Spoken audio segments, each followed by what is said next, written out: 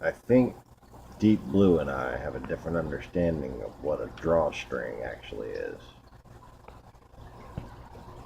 Those are not drawstrings. Those are just strings sewed onto a bag. You gotta wrap it around, tie it. Pain in the ass. But anyways, good afternoon, good evening, good morning, whatever it is, wherever you are. And I hope the Matrix doesn't have you. Haha, it's funny because that's Seachem Matrix. That's. Anyways. Today, it's the, hopefully for you, not just yet for me, but hopefully for you if you're watching this video,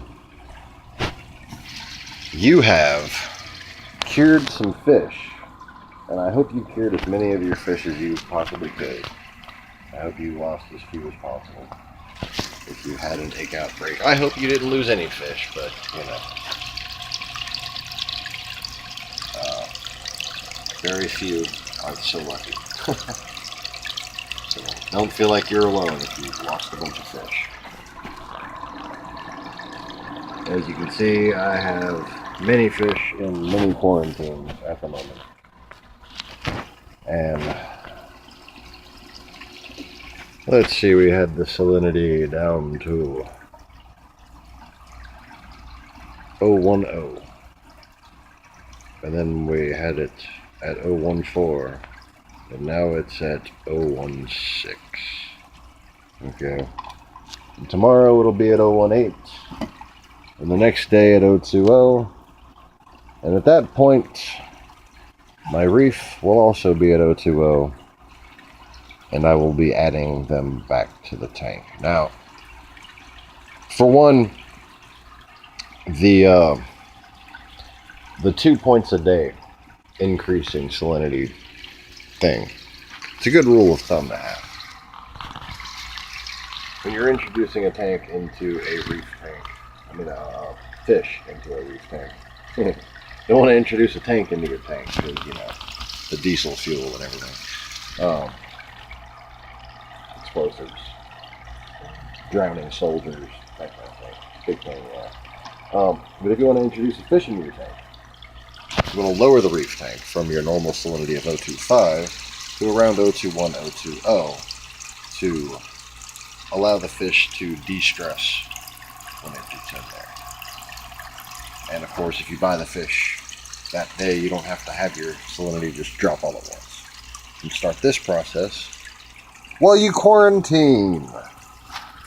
And in this instance, going from hyposalinity slowly back up to 020, I'm taking that opportunity to test out the formerly diseased tank water. Okay? So here's what I'm doing. Here's the theory. Here's the principle. Here's the problem. Here's the thing that people wind up giving up on the fucking hobby altogether because they don't just think about this one simple step. Before you put your fish or foot your pish, whichever you are personally capable of. Me, I don't bend that way, so I can't foot my pish. But before you put your fish back in your reef tank, stop your medication and raise your salinity by adding about yay much of your reef tank water to the quarantine. Just go from the bottom of the heater to the top of the heater. Do a siphon out and just replace that one little bit. Raise your salinity with the evaporation augmented by a little bit of tank water while you're dropping the salinity on your tank water, which means basically to replace the water that you're taking out, you can make hyposalinity water. You can use a half a fucking cup of salt and make 2 gallons of water. Just pour that shit in there, and it won't cause the same kind of pH drop. It won't kind of cause the same stress as adding a bunch of fresh water. You don't want to just add a bunch of fresh water to your reef tank. That's for emergency situations only. That's if you have a bunch of fish that have ick and you notice that they're all about to die, then you add a bunch of fresh water to your reef tank. Hopefully not cold fresh water or, off temperature. But anyways, and, pH buffer helps.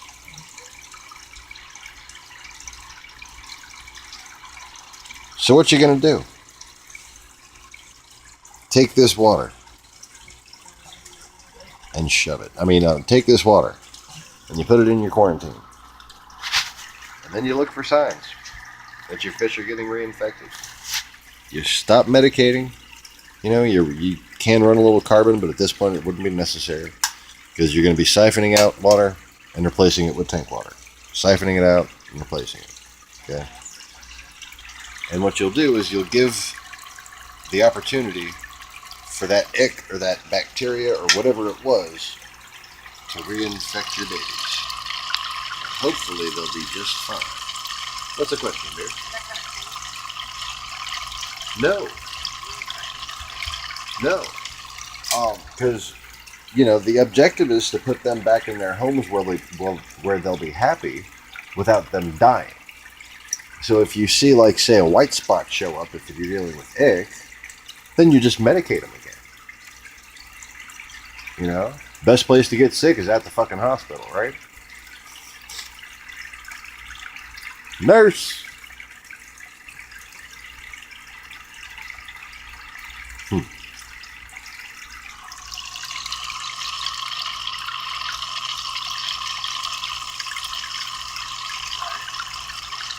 Bubbles and Zoom are just enjoying their corner. Water quality in here stays pretty damn good. Rio Nano skimmer. Underrated contraption here and there. I've had this one for a very, very long time. And it's only the second one I've had.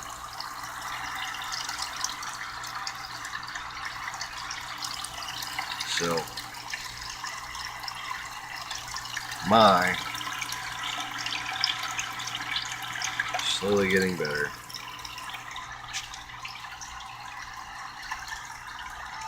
Slowly but surely.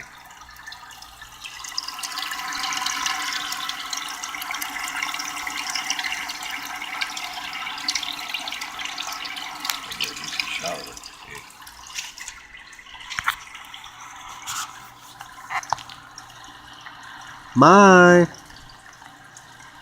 Hey, honey. Regrowing fins. But definitely still breathing stressed. I'm thinking about maybe while I got this water in here, doing another round of Prozi Pro. Just in case it's something in her gills. But she does just kind of seem to be stressed out about not being able to swim right, too. I don't know, her gills look like they're just big to me. I don't know if you can see that on the camera.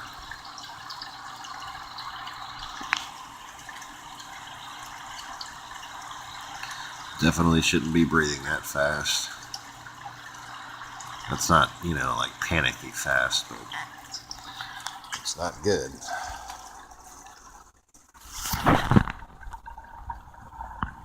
Now, one more word of advice I will leave you with is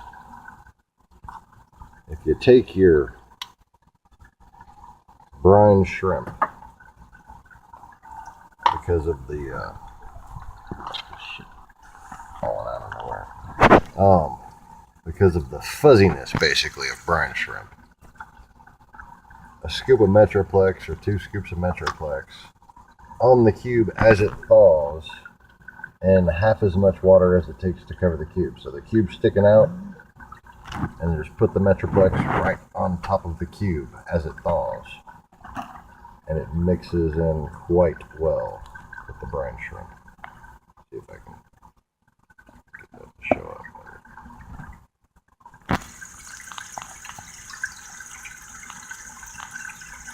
That's as good as it gets.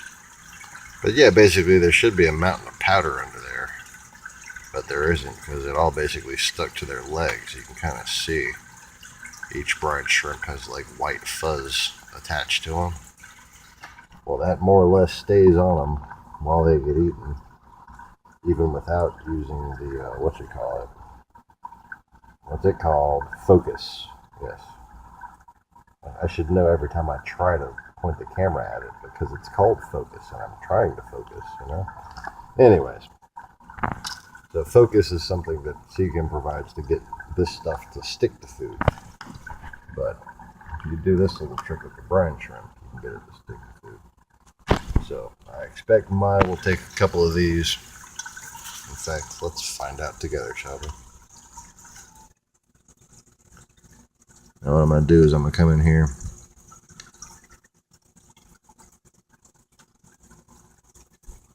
And whatever powder fell through, I'm trying to take that with it.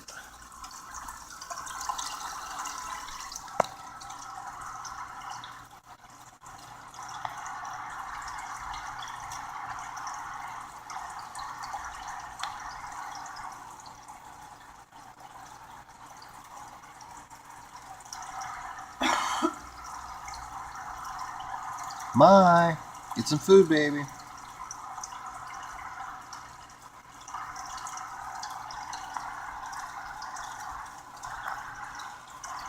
Myrtle, out of the way.